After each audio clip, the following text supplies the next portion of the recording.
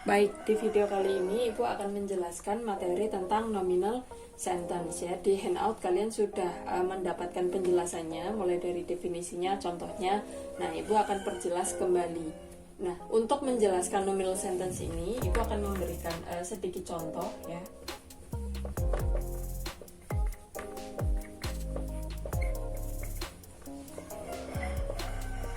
Baik. Di sini ada kalimat dalam bahasa Indonesia, dia membaca buku ya. Di kalimat tersebut kata kerjanya itu jelas, yaitu membaca. Nah, ketika kalian terjemahkan ke dalam bahasa Inggris, misalnya laki-laki nih ya, he reads a book, for example. Nah, subjeknya mana? He ya. Lalu kata kerjanya ya sama seperti ini, membaca, jelas ya. Jadi verbnya atau main verbnya adalah reads ya, dan ini objek.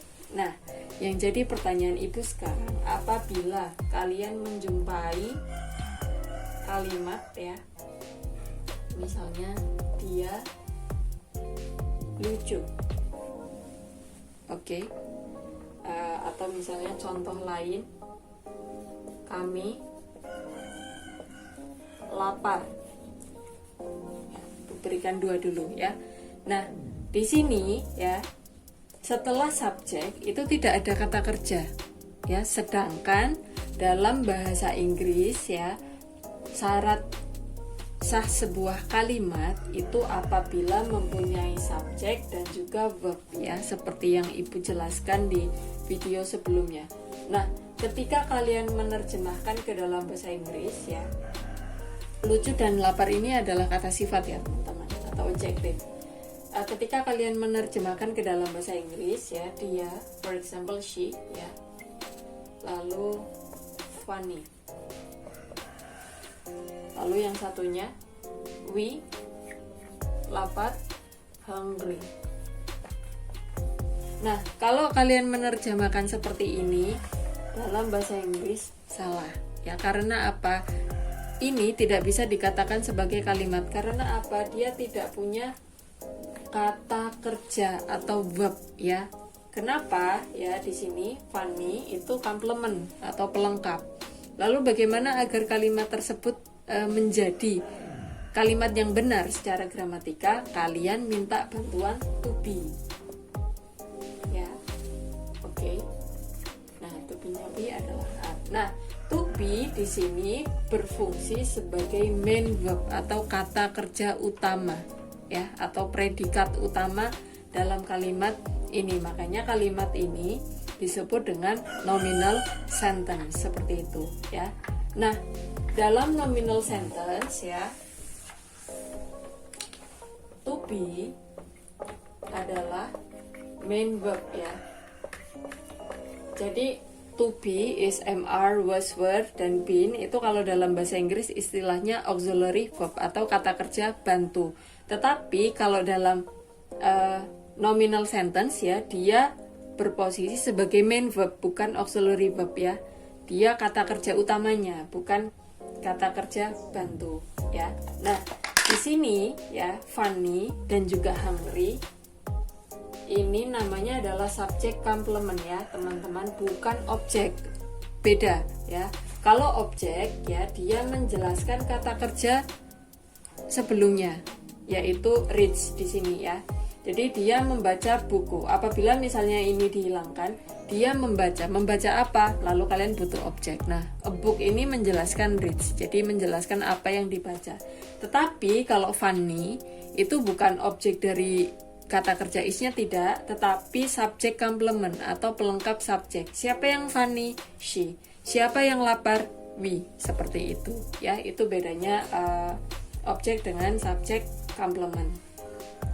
Lalu selanjutnya, kapan kita menggunakan nominal sentence miss ya, atau istilahnya ketika kalimat seperti apa yang dikategorikan nominal sentence.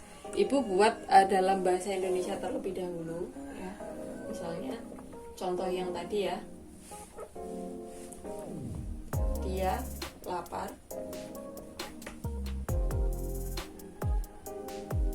lalu yang kedua, dia di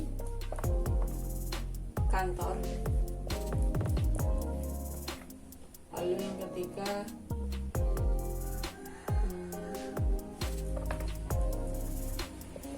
dia seorang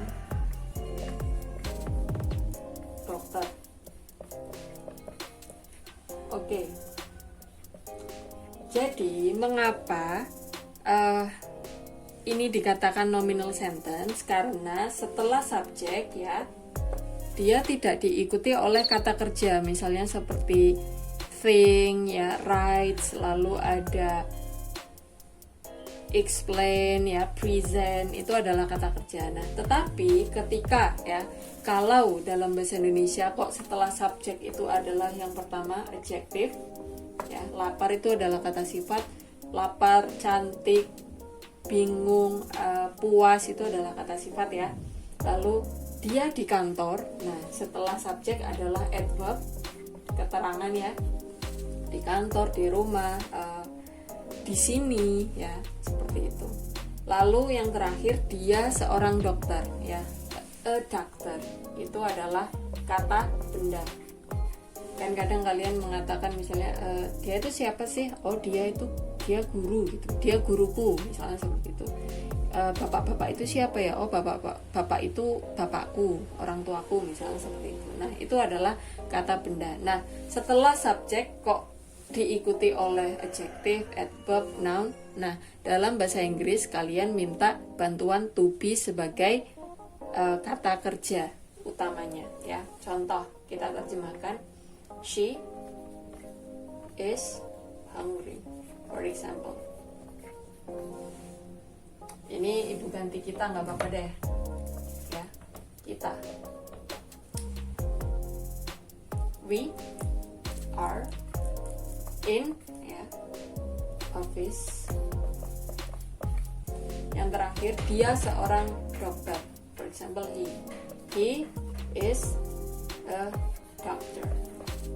Nah itu ya yang disebut nominal sentence. Kata kerjanya mana? Is, are, dan juga ini subject, adjective ya.